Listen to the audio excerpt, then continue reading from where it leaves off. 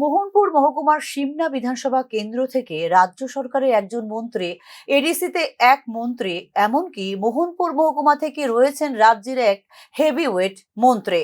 তবুও অভাবের তাড়নায় কন্যা সন্তান বিক্রি করতে হচ্ছে সাধারণ মানুষকে।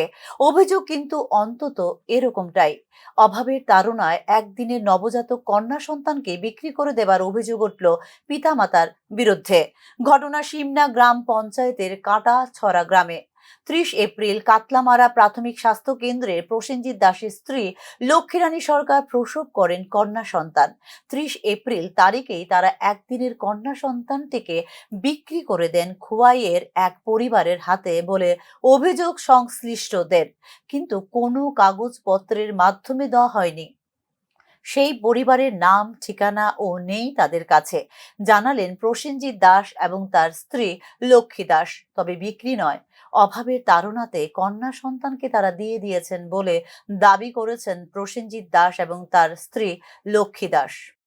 না, আমি বিক্রি করছি না, আমি ফাল থাকতাম না, লেগে আমি জ্বালাইছি, এরা পারবো।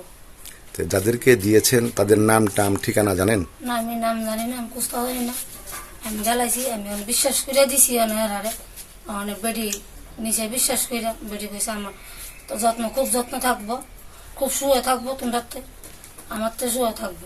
আপনি এই যে বাচ্চাটা দিয়ে দিয়েছেন কারণটা কি? কি কারণ? আমি ভাল থাকতাম না, আমি দুধের টিপ আনতাম না, আমার বেড়ার রোগ, আমার বেড়া টিভি রোগ, একটা দুধের টিপ আনতে গেলে অনেক হাজিরা লাগবো, অনেক হাজার করবো, 300 টাকা গড় খামু না চালানো, আমার তো সমর্থ নাই, আমি পাচ্ছি না, আমি চালাইছি আমি আবিদ্যা। আপনার নাম? আমার নাম লক্ষ্মীরানী দাস। আর আমার স্বামীর নাম? প্রসেনজিৎ দাস। যে বাচ্চাটাকে অন্য কারো কাছে দিয়ে দিয়েছে, আপনি কি জানেন সেটা?